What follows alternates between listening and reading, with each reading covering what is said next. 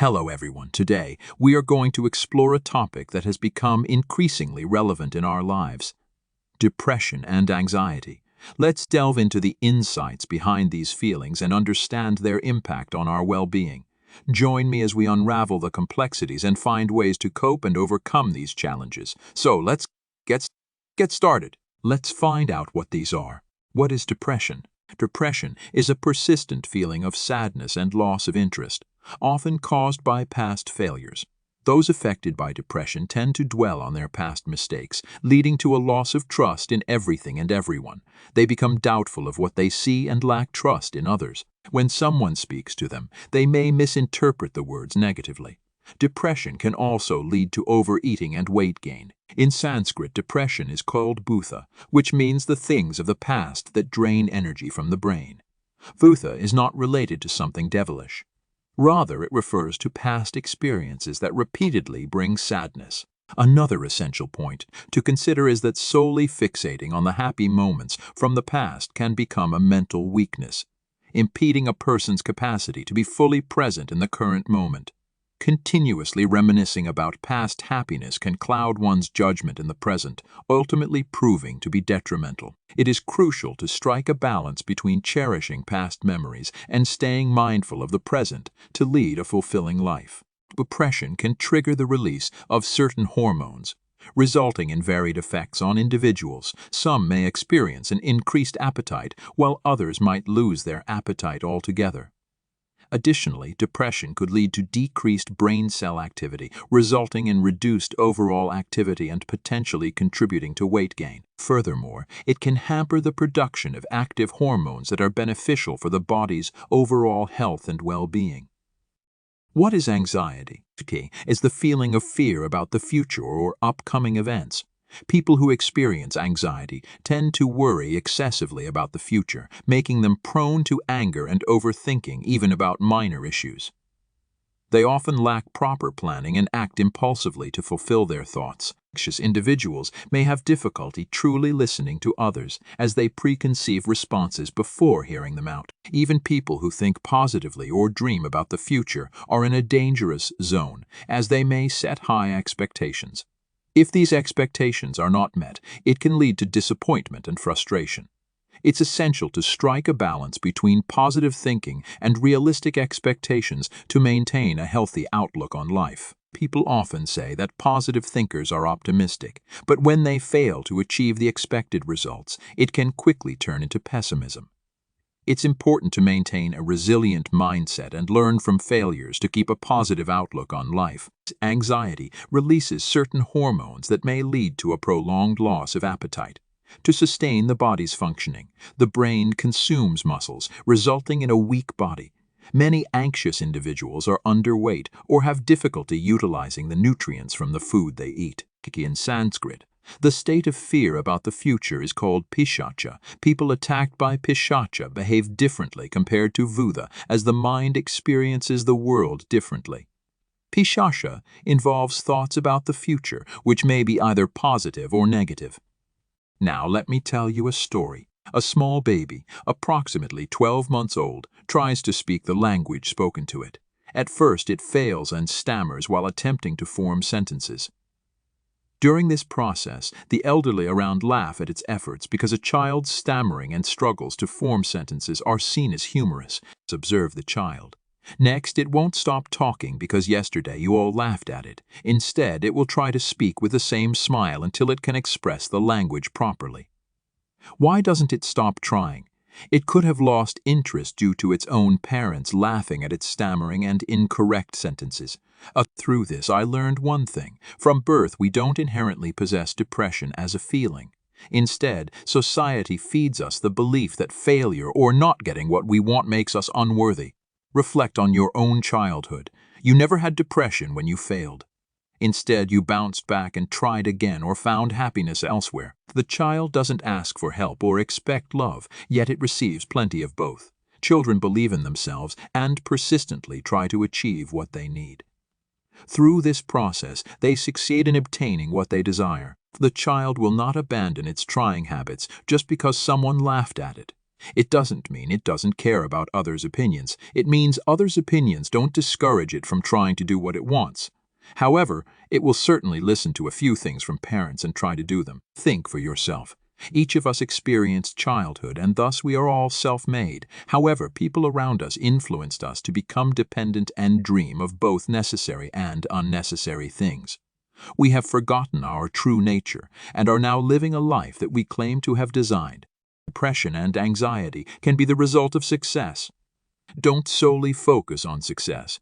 Instead, embrace life's beautiful experiences and stay curious like a child, wondering what tomorrow holds.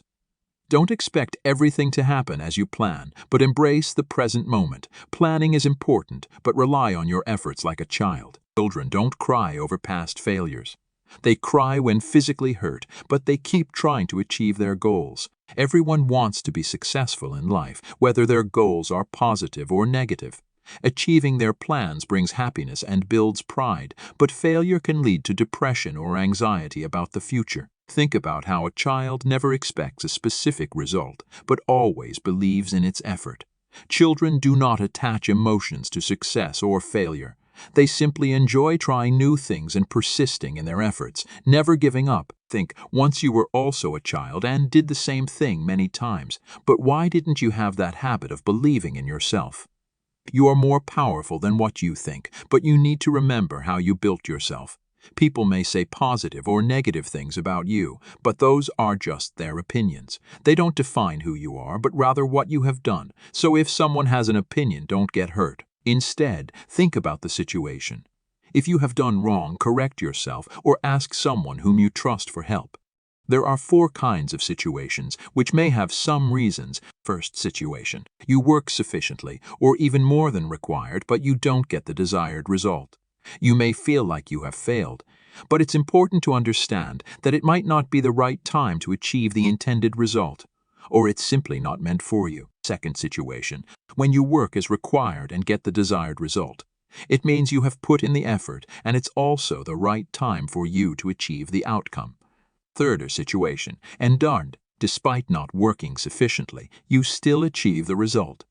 The outcome required a slight push, and it came to you because it's the right time and it's meant for you. Fourth situation: you tried to work, but couldn't work.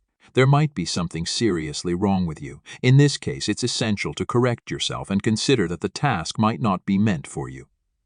Stay open to exploring other avenues that align better with your strengths and interests. All the above conditions apply to the child. Until a certain age, the child cannot eat hard food and digest it properly. Feeding such food may negatively affect the child's health. It is important to wait until the right age for them to start eating solid foods. However, children are naturally curious and may still attempt to put anything and everything they reach into their mouths. Careful supervision is necessary to ensure their safety. The hard food was not suitable for the child at that time. This is what we call the right time to get the right things. The child tries to get up and stand. They will stand after numerous trials. Keep trying until you achieve it. Don't attempt everything at once. Give a time gap between your trials. Sometimes it is necessary to be patient and give yourself time to succeed. Sometimes a child gets things without much effort. That's the right time and the child is ready to handle it. If the child doesn't try to do anything, nothing will happen. They need to make an effort to achieve their goals. Sometimes your friend achieves the result in 1 or 2 attempts, but you may not get the result even after trying the same thing 20 times. It doesn't mean you failed. It has 2 meanings. You should not try the same way your friend did, as your methods and abilities may differ. For example, your friend might be riding a bike, but you might have a car. You cannot drive the car like a bike. You are not meant for it.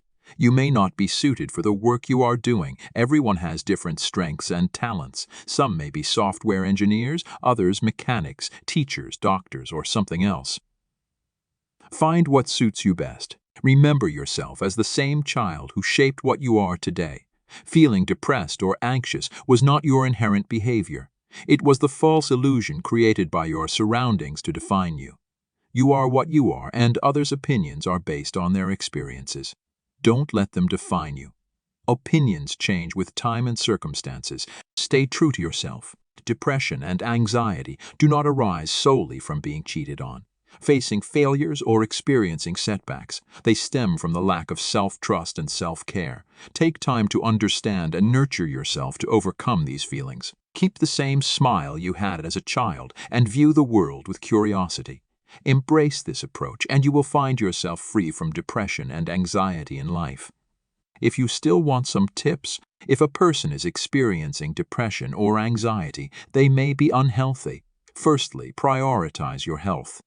Take any prescribed medication properly, and if not on medication, don't worry. Ensure you have nutritious food on time and get sufficient sleep as needed. People who are in depression or anxious may be malnourished.